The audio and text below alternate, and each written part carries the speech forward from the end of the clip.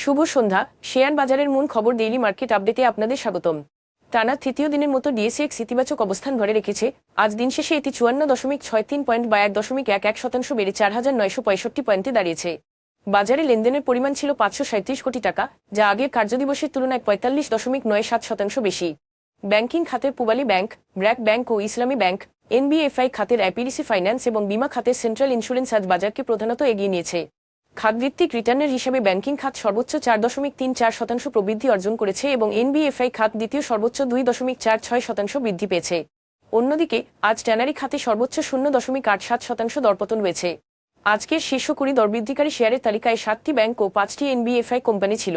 Regent textile mills, ইসলামী bank Bangladesh এবং মিথুন knitting and dyeing সর্বোচ্চ দরবৃদ্ধি অর্জন করেছে। অপরদিকে জেমিনি সি ফুড, আলিফ ইন্ডাস্ট্রিজ এবং বিচ হ্যাচারি ছিল শীর্ষ দরপতনকারী। এসব শেয়ারের ক্ষেত্রে কোনো মূল্য সংবেদনশীল তথ্য প্রকাশ করা হয়নি।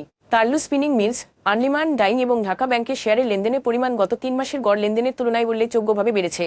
তবে এই শেয়ারগুলোর লেনদেন বৃদ্ধির পেছনে স্বাভাবিক কোনো কারণ প্রকাশ করা হয়নি। আজকের শীর্ষ দুটি সংবাদ বেসরকারি খাতের ঋণ প্রবৃদ্ধি টানা 6 মাস হয়ে 7% নিচে অবস্থান করছে, যা সামগ্রিক অর্থনীতিতে বিনিয়োগ কার্যক্রমের দীর্ঘস্থায়ী দুর্বলতাকে স্পষ্টভাবে তুলে ধরছে। 2025 সালের নভেম্বর শেষে ব্যাংক ঋণ প্রবৃদ্ধি আরও কমে 6.58% নেমে এসেছে, যা বাংলাদেশ ব্যাংকের নির্ধারিত লক্ষ্যমাত্রার চেয়েও কম এবং বিনিয়োগ পরিবেশের অবস্থান নিয়ে নতুন করে উদ্বেগ তৈরি করেছে। অর্থনীতিবিদদের মতে এই মন্দার মূল কারণ হল নতুন বিনিয়োগের ঘাটতি, কারণ অনিশ্চয়তার মধ্যে ব্যবসায়ীরা সতর্ক অবস্থান নিচ্ছে।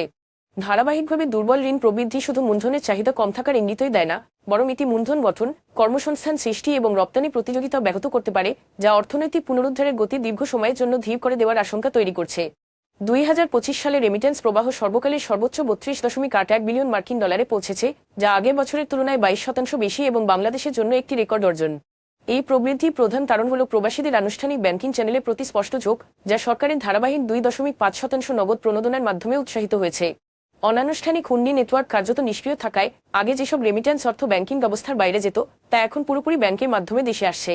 এছাড়া 2024 সালের 5 আগস্টের রাজনৈতিক পরিবর্তনের পর নতুন করে জাতীয় দায়বদ্ধতার অনুভূতি জাগ্রত হওয়ায় অনেক প্রবাসী আনুষ্ঠানিক পথে আরও বেশি অর্থ পাঠাচ্ছেন, যা তাদের পারিবারিক সহায়তার পাশাপাশি দেশের সামষ্টিক অর্থনীতির ভবিষ্যতে শক্ত ভিত্তি স্থাপনে গুরুত্বপূর্ণ ভূমিকা রাখছে।